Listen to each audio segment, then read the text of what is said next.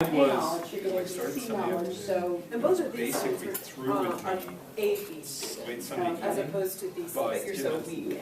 Yeah, that's exactly it's still. Okay, folks, so we'll get rolling. Welcome. Just a couple of quick procedural things. I had a couple people contact me about whether this was going to be taped or anything because they knew that they couldn't be here. And so for the time being, I'm going to put the camera on, but at the same time, we just had a conversation. I feel like for questions and answers so that people can feel open to asking whatever they might want to ask, I think we'll flip it off at that point. So we'll flip it off, so to speak. Let's do that together.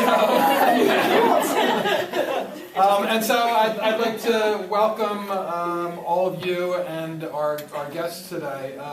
The panel was chosen so that we would have kind of a range for people to ask questions to. Rodger and Margaret have just recently gone through the process of achieving full professor from associate professor. Congratulations. Deb has certainly done that in the past, but Deb is one of the Institute for Faculty Development Fellows whose responsibility has been for helping people with scholarship, publication, navigating the journal process, and that certainly seems to be a core element to achieving promotion to full professor, and so that's her role here. And I think that the grants process, one's grants history, one's look at external funding and internal funding, is quite related to considerations of promotion, and so Beth has agreed to join us as well. And so I've just asked each of our participants today to give a couple of brief opening remarks about what they find significant about their process, things that they think are going to be key pieces of information that anybody who's contemplating this process will go through, and then the main portion will be a dialogue among you all with me chipping in with questions where needed. So without further ado, let's just go in order from our esteemed president, of course, on. So, Rodger, why don't we start with Your Highness? I'm not sure what would be the most helpful to the people that are contemplating going up from associate to full. I know for me there was a time period, I would say roughly starting about 4 years ago, in which I thought, it's probably time to seriously consider going up for full. And with that in mind, I was looking over what would be required to do so, and then started to think about, okay, so sort of getting the pieces in place. I think I probably would have had a reasonable shot at going up for full about that time period, about 3 to 4 years ago, given a lot of things that I had done. But for my own I don't know, conscience and so on, since I was going to be the first person to be going into full professor since Joanne Birdwhistle had been made full professor back in the mid-'80s. I thought it was important that whatever standards I felt like I would be applying to my colleagues who were coming up, I should be really clear that I had met them for myself. So that, not so much that I would be making a really high hurdle for them or whatever, but I do remember so clearly when I applied for jobs that there had become this transition in time period in which having a lot of teaching experience, service stuff and things like that was enough to be considered a good contributing faculty member, and that it stopped being the case. And I was having more and more conversations with people asking me about my scholarship agenda and stuff like this. And I remember being so frustrated when I was looking for work back in the mid-'90s, where I would be in conversations with people and they'd say, so what's your research agenda? And I'd think, well, if I can, like you, get one article every 35 years out, I will be very, very proud of myself. And bite down on that kind of stuff. So anyway, for me it was sort of looking that over and saying, okay, what do I feel like I would be appropriate given I had been essentially the person who had written the requirements for going up for full professor. because again, I'm in a weird position, the senior member, though I'm not the oldest, member of the program. And so trying to look over that and say, okay, what do you honestly, what's consistent with what you had said back then and so on.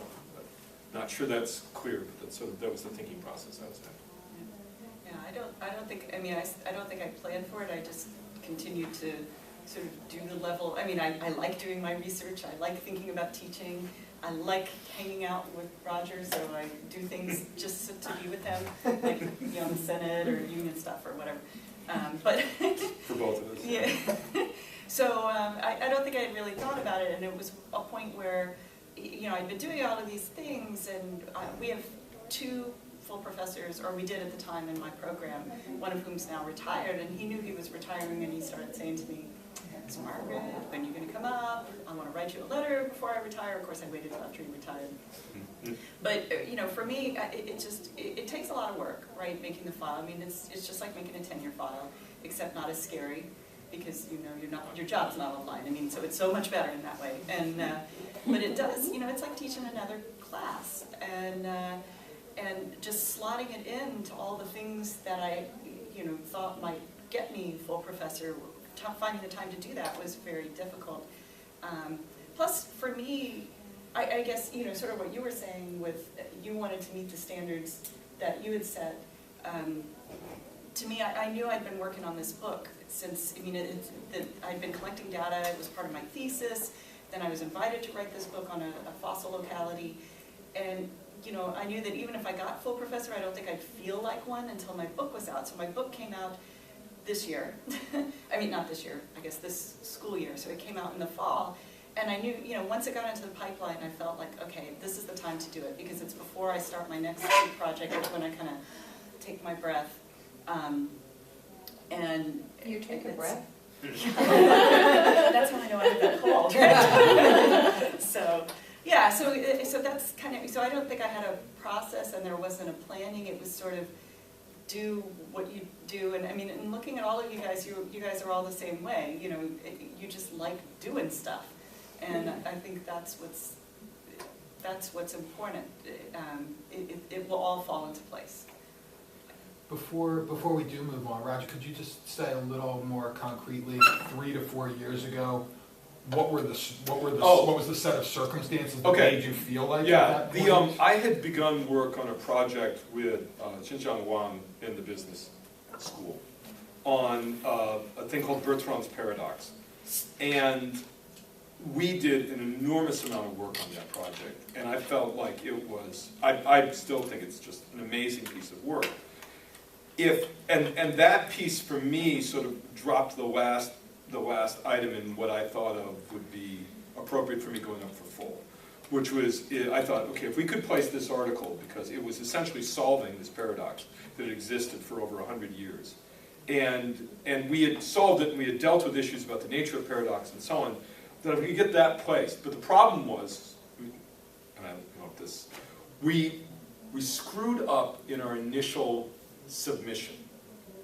And what happened was the journal that we screwed up in our initial admission to is the highest ranked journal in that field. I mean, it's far and away, it's whatever ranking you want to do, whatever would be done, impact or whatever, it is the journal.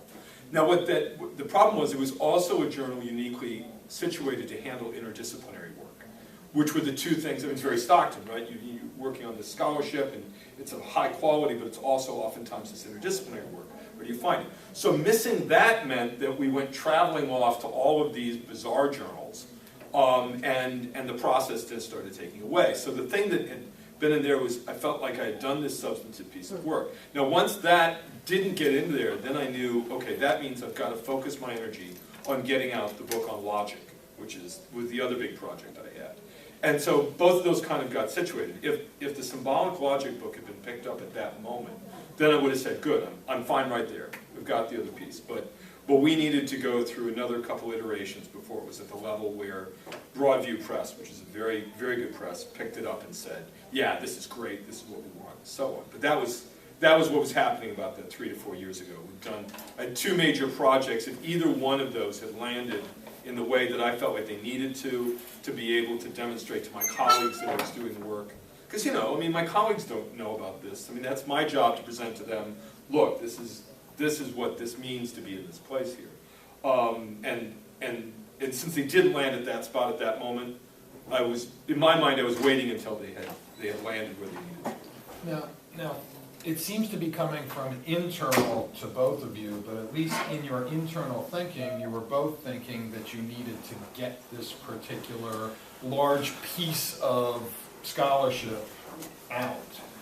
Was there any external pressure or factors or considerations where, you know, administratively or collegially, anybody else was telling you that same thing, or was that completely an internal motivation? In my case, it was completely me. In fact, several people, including, I think, my dean and Harvey and the senior professor, told me I was being an idiot. So, so in wanting to get that book out before I applied, I think, I mean, I also knew that I just didn't have the time to just, you know, the last 2 years of getting the book out was just so intense that I knew I needed to focus on that.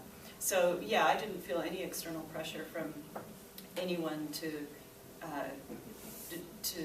do the book in order to get it. I mean, and certainly I think if I hadn't, you know, they didn't even know what was going on until I mentioned, like, oh, I want to wait till my book is in the pipeline. So For me, I thought there could be an argument made that I should be promoted to full 3 to 4 years ago at that one moment when the Paradox article had come out in this one journal. But I didn't want it to be the case that my colleagues, who I respect and admire very much, would have to find the argument to promote me. I wanted it to be the case that it was just, I wanted it to be one of those no-worry files that someone could go through and say. Now, I don't know whether or not it was, but my feeling was I wanted it to be the case that they would go through and they go, yeah, obviously, it's got all the pieces there. I didn't want it to be the case where there had to be a situation where they thought, well, you know, and I did not want in my mind that, you know, he's a good guy. I didn't want any of that in there. I wanted it to be completely... He works so hard. Exactly. Did not want any of that tone in the room. So that may just say more about my bizarro visions of people talking about me, but... no, I think what you're seeing is, like, essentially we both, like, lack, we have this little internal something. So maybe that's the secret of success, is to lack self-confidence. And it's not uncommon in these circles. It's sort of the fraud thing that somebody's going to discover you at some point and say. Thank you, Deb. I was promoted to professor in the 1999 to 2000 school year, so it's a nice perspective to have on the panel. And I want to talk a little bit about the expectations for rank, because I think when you're an associate professor, just like when you're writing your tenure file, it's important to look forward. The college has made an investment in you, and your colleagues have made an investment in you, and you're really special. And the expectations for the rank of holding the full professorship are significant, greater than they are for associate professorship. So since I was promoted to full, I have held numerous service and professional jobs on this campus. After I was promoted, I co-chaired Middle States review, the one before the last one. You may know that I served 7 years as a dean, but none of the various roles I have played has been more important than serving on the FRC. And I think it's really important for both associate and full professors to step up to the plate and run for a term or two on the FRC. There's nothing more important than mentoring your colleagues and evaluating your colleagues for tenure and promotion. While nothing, I think, has been more important than that role, nothing has been more rewarding than helping faculty these last couple of years with their scholarship. I am the research impact mentor for the IFD. I am meeting individually with faculty to help document the quality of their scholarship, because it's not just quantity in the rules and the procedures and the policies for promotion, it's quality. So we have had a wonderful 2 years talking about revise and resubmit letters, talking about how to find an appropriate journal and a second best choice, talking about various impact factors for journals, talking about how to demonstrate the impact of your research, and mentoring folks through the review process and the revise and resubmit process, and writing the first book, and writing the first book chapter, and editing the first book. I have had the best time of my long career doing that, and I'm here for you, and I'm here for everyone on campus the rest of this year to do that. And of course I'm not going anywhere, and I would look forward to doing that in the future. So I think it's important at the end of your file, when you're applying for full, to look back, but also look forward, just like you did when you applied for tenure. What am I going to do as a full professor at Stockton? Because when you are promoted to full professor, you have an incredible amount of academic and intellectual freedom. If you have never written a book because in your traditional discipline journal articles are expected, you have that freedom to pursue a book and not jump through the traditional journal hoops, but other kinds of peer-reviewed hoops. But once you get the contract, the book contract, they're going to publish your book. They're not going to give you a hard time. You have the freedom to do other kinds of service work on campus that you've never done before. And you should step up to the plate and indicate that you want to be a leader in the Senate, a leader on a major campus task force, a leader on the FRC, because that's what the college expects for the rank of full professor. It is so much fun to be a full professor because you have that freedom.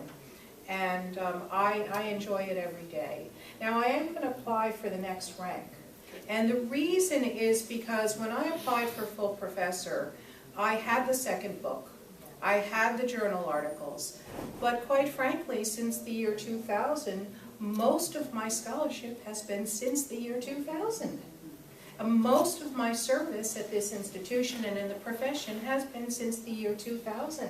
So I think it's important to communicate to your colleagues and the administration that there's a lot more things you want to do in your career. And the life of a full professor is a really wonderful life because you can do all of these things and try new things and experiment.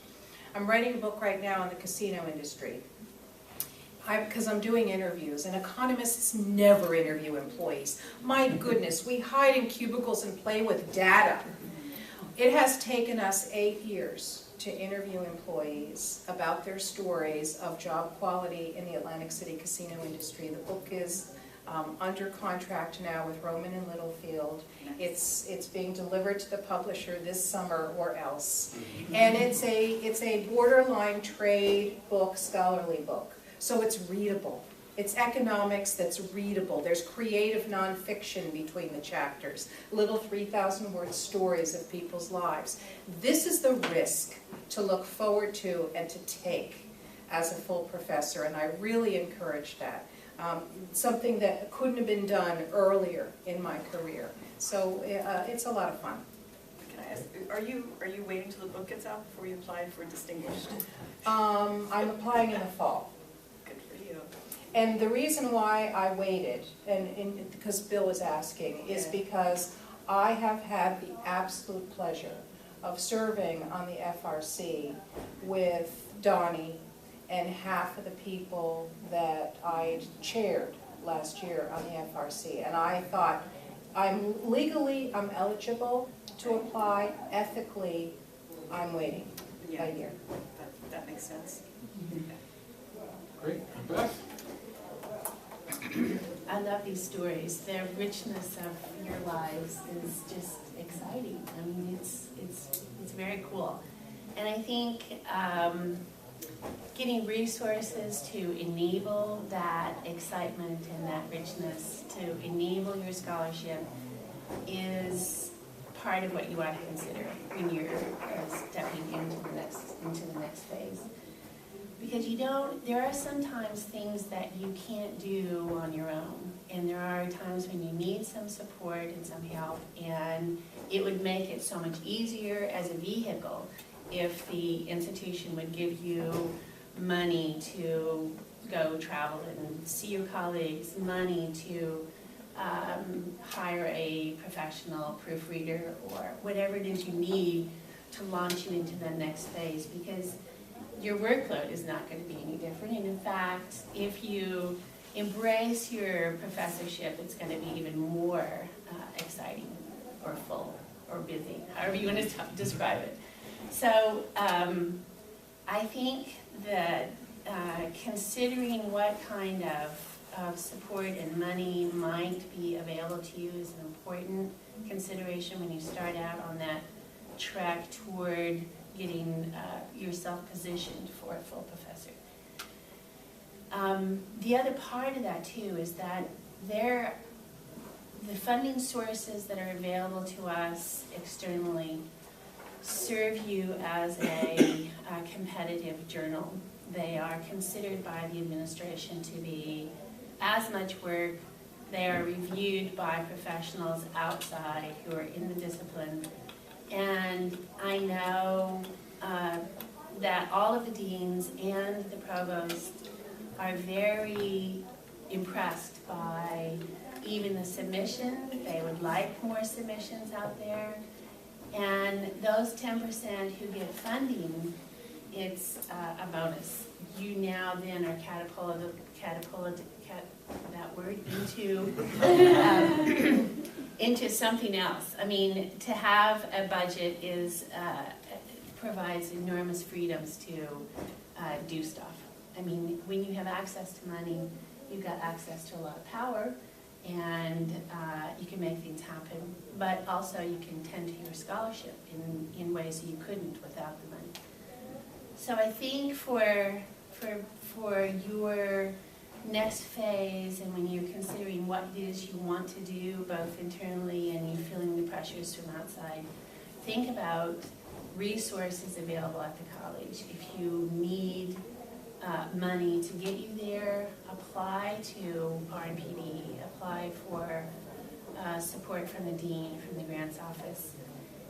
They are set up to help you do that. I mean, that's the purpose of all of this. I mean, there are times in your professional careers in which they are triggered specifically to help you make that next step. New faculty coming in who will get tenure, tenured faculty who are running for promotion. It's a compelling reason to ask for support, and the review committees all appreciate that, and they pay attention to that. People go in front of the review committees sometimes consistently year after year after year, and they are productive scholars year after year after year. But then there are those who don't go in front of the review committees for money, and they'll say, where have you been all this time? You know, we've got this money to give, and here you are struggling, trying to get something done when we want to be around to help. So have those conversations with people who are sitting on RNPD, come to the grants office and ask for some support and say, here's what I am hoping for, how can you help? And there are resources available. And I just want to encourage you to include those in your plans.